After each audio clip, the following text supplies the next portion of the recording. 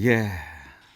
산불이 났는데도 골프 연습장에 간 도지사, 술자리에 간 도지사, 그리고 4.3 희생자 추념식에 총리를 보내서 작년과하고 똑같은 추념사 읽게 한 대통령.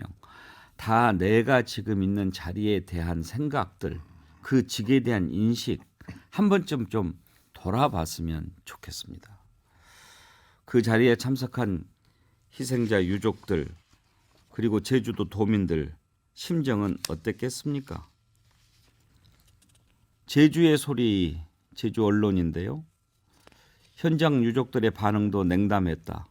추념사 도중 IT, 반도체와 같은 표현이 나오자 곳곳에서 한숨과 나지막한 볼멘 소리가 터져 나왔고 자리에서 일어나 추념식장을 떠나는 이들까지 목격됐다. 이런 기사가 있습니다. 참 안타깝습니다. 자, 2부에서는 국회로 좀 넘어가 보겠습니다.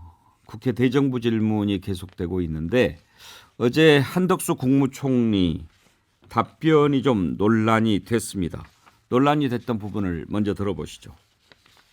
이렇게 굴욕적으로 이렇게 해법을 갖다가 바쳤으면 그 다음에는 우리가 일본에게 받아와야 될 게 있지 않겠습니까? 후쿠시마 문제 우리가 제기했어야죠. 독도 문제 우리가 제기했어야죠. 왜 그 제기 못?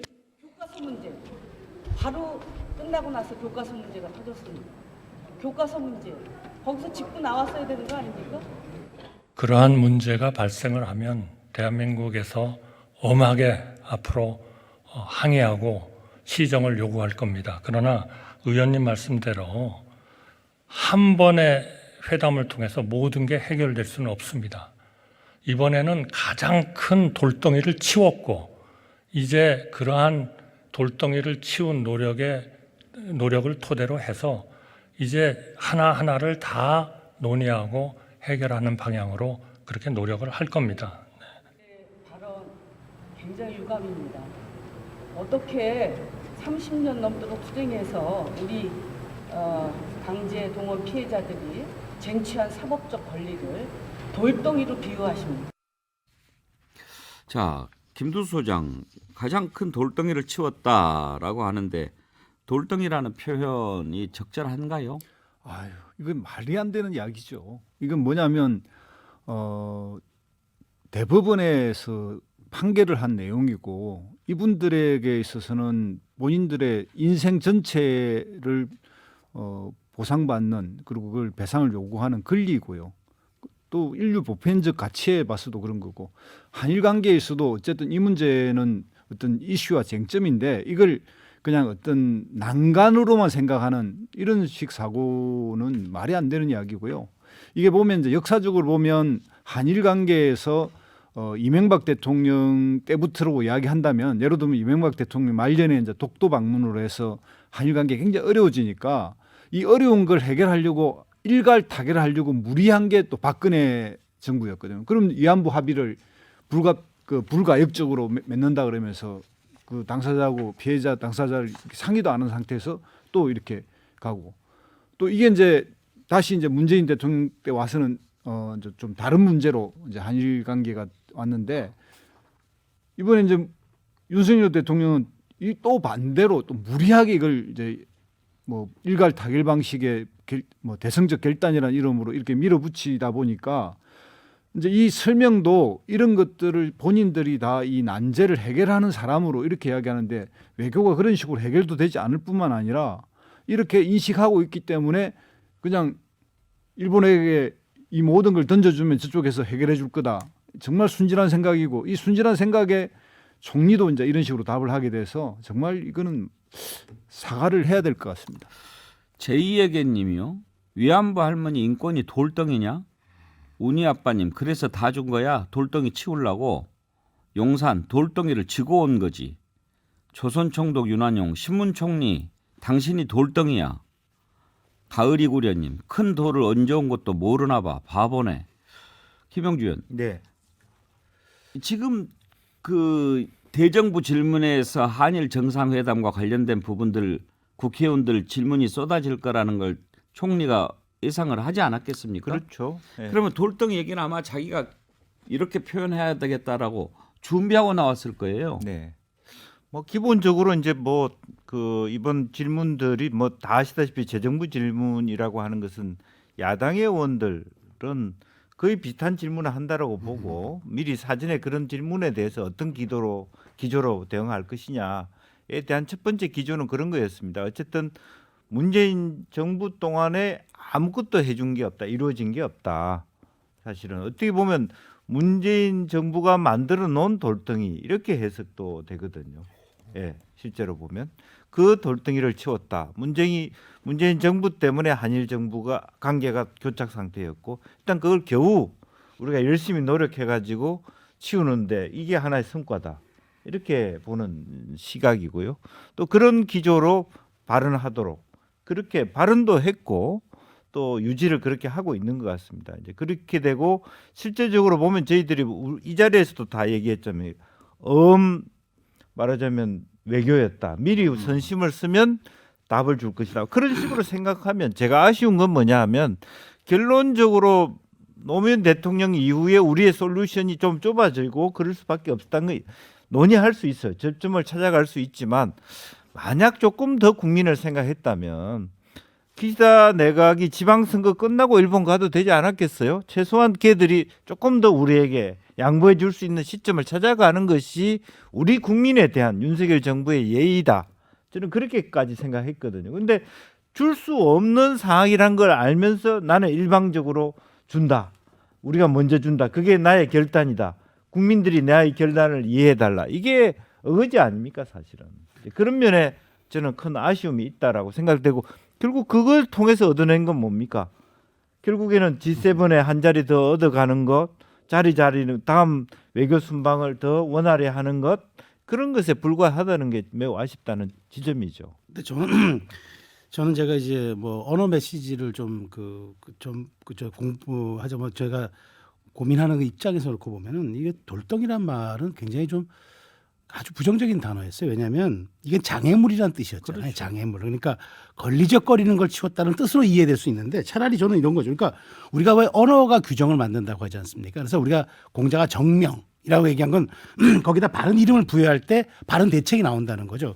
그렇게 놓고 본다면 저는 이건 역사적으로 그다음에 굉장히 우리가 그 쌓였던 중층적인 과제 아닙니까? 그렇다면 이건 뭐 꼬인 실타래라든가 맡겼던 물꼬라든가 이렇게 표현하는 게 맞았지.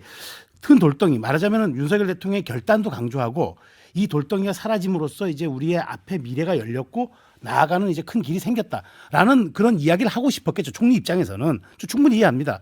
그렇지만 그것이 많은 사람들의 귀에 들릴 때는 장애물로 들린단 말이죠. 그것을 저는 총리가 고민하셔야 된다. 왜냐하면 총리라면 국정의 2인자인데 그분이 말씀하시는 것 따라서 국회에서의 어떤 그런 이야기도 중요하지만 그것이 국민들이 한 단계 들으면서 그것이 윤석열 정부의 국정 철학을 이해하는 한 도구가 될 텐데 그런 측면에서 놓고 보면은 그런 이런 관용적 표현이라 할지라도 매우 좀 신중하고 중립적 단어를 좀 쓰는 게 옳지 않았는가 하는 생각이 듭니다. 관용적 표현도 아니죠. 우리가 돌덩이라는 말 지금 한덕수 총리 입에서 처음 들었지. 언제 그런 건 얘기? 뭐 가슴에 돌덩이가 있었다 뭐 우리가 이렇게 얘기를 할 때 보면은 그래서 가끔 쓰는데 저는 어쨌든 이 말씀은 그래도 좀 적절하지 못했다고 생각합니다. 근데 조금 더 야당 측에서 좀 더 파고들었으면 했을 때는 아쉬움이 있어요. 무슨 돌덩이냐? 뭐 어떤 길에 넣어있던 돌덩이냐? 그냥 무조건 돌덩이란 단어에 대해서 그냥 이 감정적으로 딱 대응을 하시니까 거기에는 뭐 국민 모든 사람이 동감을 했을 거지만은 그래서 살살살 국가가 갖고 있고 총리가 갖고 있는 대일관에 대해서 우리가 알아가는 그러한 뭐 굉장히 좋은 케이스가 됐었을 것 같은데 너무 요것이 이제 돌덩이로 말하는데 사실 저희도 굉장히 궁금한 게 뭐가 돌덩이지? 뭐가 지금 방해꾼이지? 사실 뭐 우리 같이 맨날 이런 거 얘기하는 사람들조차도 사실 개념이 별로 없거든요. 민주당의 윤영덕 의원이 그러면 강제 동원 피해자들이 가장 거대한 돌덩이고 미래적 한일 관계를 방해하는 회방꾼이냐 이렇게 묻습니다. 그렇게 들리는 거예요. 그렇습니다. 결과적으로는 그렇게 들릴 수밖에 없게 만들어 놨고, 그러니까 실제로 보면은 그 어쨌든 이 사항을 윤석열 정부가 해결하는 이유는 우리 국민들의 그 동안에 쌓였던 부분을 하나하나 해결해 가고 해소해 가고 정말 그 이후에야 바람직한 한일 관계를 복원하든 어쨌든 더 미래로 가기 위한데 지금 이런 과정이라고 하는 것은 그 국민들의 아픔은 그냥 더 우선순위를 더 낮게 그냥 키우고 그야말로 그 돌덩이가 그렇게 되는 거예요. 치우고 우리는 우리대로 가자. 이런 부분이기 때문에 국민들하고 눈높이가 다른 거죠. 수준 차이가 다른 거죠. 굳이 예. 돌덩이라고 이야기한다면 아베 신조였습니다. 사실상 우리나라에게 무역 보복을 했고 또 이 문제에서 지금 이제 밝혀진 바에 의하면 미시비시나 이런 데서 사실은 이제 보상을 하려고 했어요. 그리고 보상을 다 하는데 다만 이름을 뭐 장학금이라는 형식으로 뭐 한다라든지 정부의 사과가 포함돼야 말아야 되느냐 정도까지 협상까지 갔었어요. 그리고 일본이 다 하겠다는 정면에 왔는데 마지막 그 부분이 안 돼가 이제 이게 타결이 안 된 상태였는데 이번에 윤석열 대통령은 이 모든 일본이 본인들이 하겠다는 걸 다 없애버리는 행태로 해서 제3자 변제 형식으로 해가지고 그동안 한일 관계에 물밑에서 했던 어떤 외교적 성과나 이 준비가 거의 다 아베 때문에 안 된 것, 아베가 그걸 방해해서 이제 최종적 합의가 안 된 건데 그 문제까지 다 무효로 만들어버린 행태인데 그걸 대승적 결단이다. 또 와서는 지금에 와서 마치 이제 이러한 한일 관계가 안 좋은 것이 우리 한국 사람들의 이런 그 배상 그 강제징용자들의 이게 배상 청구가 마치 이 돌덩이다 이런 식으로 가버리면 뭔가 거꾸로 돼버린 거죠. 김태영님이 이런 걸 주셨네요. 이제 한덕수 총리는 이 나라의 담석 총리로 남겠군요. 예, 김태영님 화장품 선물 보내드리도록 하겠습니다. 대정부 질문하고 국회가 열릴 때마다 관심을 모으는 사람이 또 한 명 있죠. 한동훈 법무부 장관. 한동훈 법무부 장관은 그 태도 가지고 항상 논란이 되는데 어제도 민주당 의원들 질문에 답변하는 그런 태도 가지고 또 좀 이런저런 얘기가 나옵니다. 논란이 됐던 장면들을 한번 좀 먼저 보시죠. 한동훈 장관님, 예, 대체복무에 대해서 알고 계시죠? 대체복무 제도가 있다는 것을 알고 있습니다. 네. 현재 법무부 예하에는 대체복무요원이 몇 명 있습니까? 미리 제가 사전 질문을 안 받은 상태에서 숫자를 물어보시면 제가 답하기는 어렵습니다. 대략 필요하시면 몇 명입니까? 필요하시면 제가 나중에 말씀드리겠습니다. 대체복무요원 어디에 근무하고 있습니까? 위원님, 이거 사전에 저희한테 질문 주지 않은 상태에서 갑자기 대체복무위원을 물어보시면 장관님. 예, 자, 장관님! 위원님, 호통 치실 일이 아니잖아요. 자. 왜 호통을 치십니까? 그리고 제가 확인하고 말씀드리겠다고 말씀드렸죠. 예. 대체복무요원에 대해서 잘 모른다고요? 이것은 법무부 장관이 직무유기하는 겁니다. 법무부 교정시설에 대체복무요원이 1141명이 근무하고 있습니다. 위원님, 갑자기 지금 제가 대체복무위원을 모른다고 한 게 아니라 몇 명인지를 그냥 다짜고짜 물어보면 지금 여기서 어떻게 답변하겠습니까? 제가 사후에 말씀드리겠다고 말씀드리지 않았습니까? 한정훈 장관, 예. 지금 무슨 시간입니까? 질문에 답을 하는 시간입니다. 대정부 질문 시간이고 꼭 예상 질문이 있어야 답할 정도밖에 안 됩니까? 위원님, 숫자를 물어보는 거에 답할 수 있는 사람은 잘 없습니다. 그래도 제가 확인해서 말씀드리겠다고. 지금 그럼 말씀드렸- 우리나라 검사는 총 대략 몇 명입니까?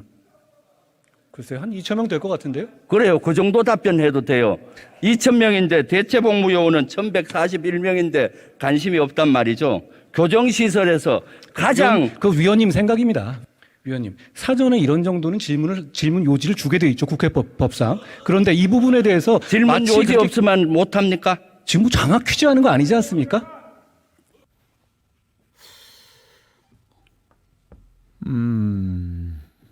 어떻게 보셨어요, 최수영 교수님?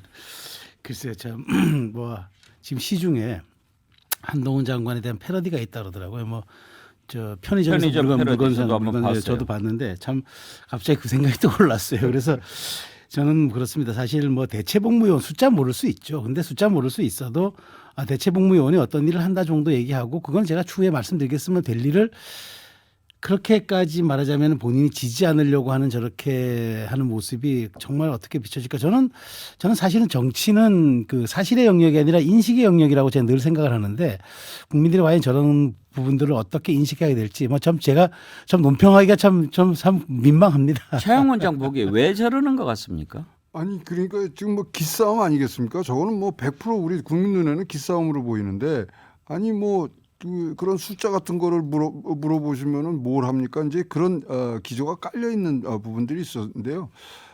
지금 이제 사실 제일 우리 국민들이 바라는 게 합치고 그다음에 단결하는 힘이고 같은 방향으로 나가는 힘이다 그러면은 사실 국회에서의 여야 간의 이 사실 뭐 굉장히 접점이 대정부 질문이거든요.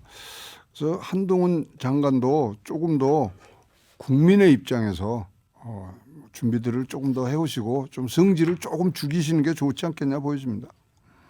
박용진 의원하고도 또 이렇게 했죠. 그 공방을 벌인 장면이 있는데 그것도 한번 보실까요?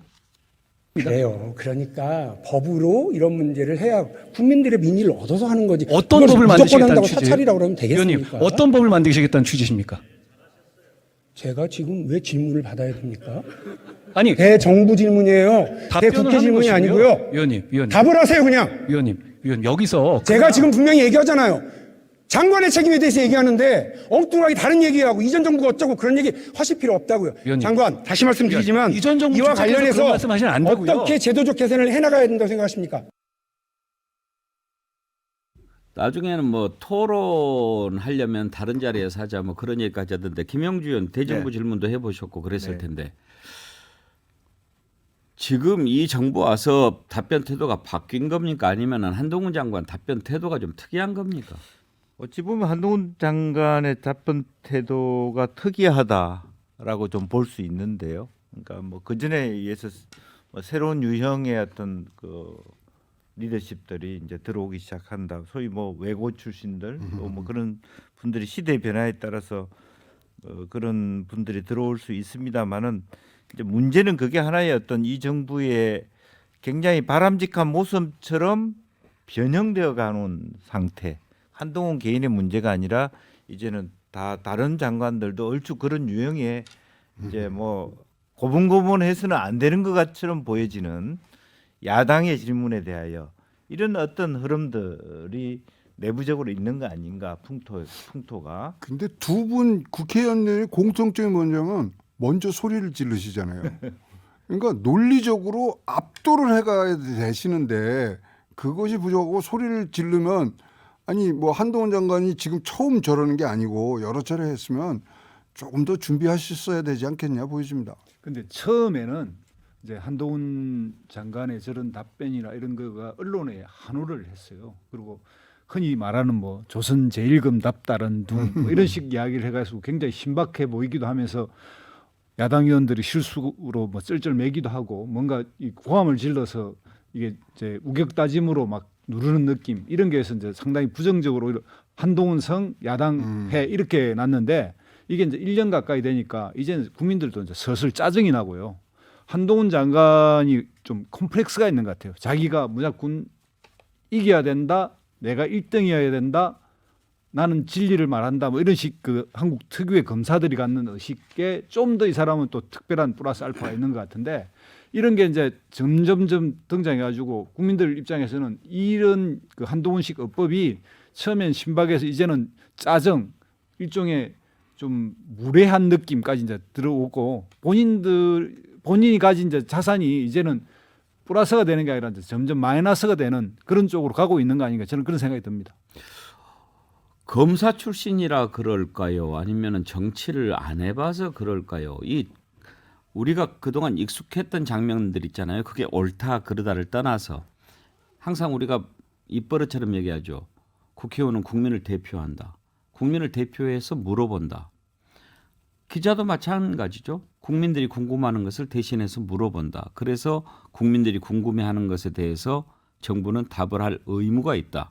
그런데 거기에 대해서 기자회견 한 번도 하지 않는 대통령은 잘못하고 있는 것이다. 이게 그동안 우리들이 상식으로 받아들여온 3단 논법입니다. 논리고. 그러면 국민의 대표기관인 국회가 국민을 대신해서 질문을 하면 거기에 대해서 나라의 세금으로 녹을 받는 국무위원은 답을 해야 될 의무가 있는 거죠.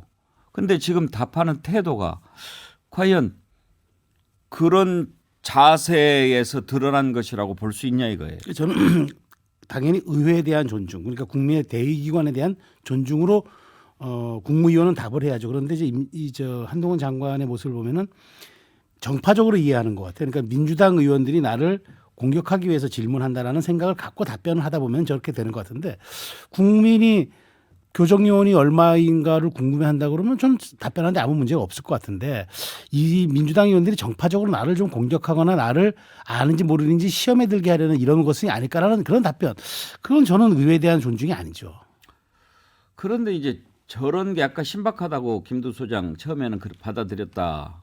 그래서 지금 국민의힘에서는 차출론이 막 나오고 이 다음 선거는 한동훈 얼굴로 치르자 이런 얘기 나오는데, 그러면 먹힐까요? 이제 뭐 지금까지 한 10개월 동안은 그게 대세였죠. 한동훈이 뭐 선대위원장을 맡는다. 뭐 그전에 물론 당 대표설도 있었습니다. 근데 당 대표설은 지나갔고 이제 선대위원장설 이런 게 있었는데, 지금 딱 보면 이제는 함부로 기용했다가는 대박이 아니라 쪽박될 가능성도 있어 보이는 정도의 저 태도와 저런 것이 본인이 그동안 언론을 통해서 붐업을 시켰던 이 이미지가 국민들이 볼 때 저게 그냥 일종의 거품이었구나 이렇게 인식하고, 여기에 이제 대통령과 한동훈은 같은 검사 아니겠습니까? 그러니까 대통령의 저 검사 출신으로서의 정말 국민들의 평가가 최악일 때 뭐 선거대책위원장 검사가 또 나와서 나는 다른 식으로 정치를 하겠다, 이거 국민들 과연 믿어줄까, 이런 생각을 해보면 지금부터 한동훈은 내리막이 아닐까, 저는 그렇게 생각이 듭니다. 최 원장 보시기에 한동훈 장관이 총선 나가서 지휘하면 잘 될 것 같습니까? 지휘는 모르겠지만 본인 당선은 되실 것 같고요. 그다음에 아직까지 지휘를 할 수 있는 부분들은 좀 우리 끌고 가는 힘, 뭐 이 껌껌이에 대해서 대처 능력은 좋으시지만 진짜로 끌고 가는 힘이 있는 거는 한 번은 보여주셔야 되는데 아직은 못 본 것 같습니다. 댓글도 지적이 많습니다. 보름달님, 참을 수 없는 가벼움입니다. 박명수님, 중2병 한심하다. 소망님, 참 교만하기가 하늘을 찌릅니다. 나중에 국회의원 된다 하더라도 본인이 당해야 마땅할 일입니다. 국민의 소리에 교만한 대답입니다. 좀 그 교만, 그런 느낌이 와요. 네. 사실은 이제 이 부분은 이제 검찰이 갖고 있는 독특성도 있는 것 같아요. 국회를 보는 시각이 최근에 들어서 이제 등단한 것도 결과적으로는 체포동의안에 대한 설명. 그러니까 기본적인 인식이 예비 범법자들을 보는, 여의도를 보는 시각이 이미 당신네들은 준범법자야.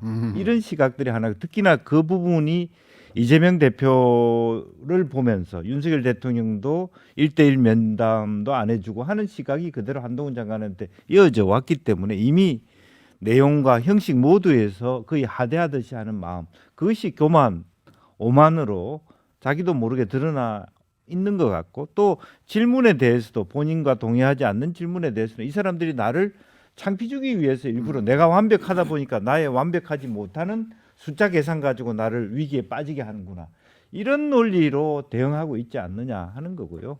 또 이런 어떤 뭐 한편으로 스마트해 보일 수 있고 팬덤이 갖고 있다 하더라도 현장에 정말 총선이란 장을 들어가면 완전히 또 장이 달라지기 때문에 어떤 리더십이 발현될 수 있을지 없을지조차도 저도 궁금해집니다. 오늘은 자리에 대한 생각을 많이 하게 됐습니다. 그 자기가 있는 그 자리가 어떤 자리인가, 이런 걸 생각을 해야 되는데요. 지금 한동훈 장관 같은 경우에는 바로 눈앞에 있는 민주당 야당 의원만 보는 것 같은데 그 너머에 있는 국민을 좀 바라봐야 되지 않겠냐 생각이 듭니다. 오늘 여기서 마치죠. 수고하셨습니다. 감사합니다. 함께해 주신 여러분 감사합니다. 내일 오전 11시에 다시 찾아뵙겠습니다.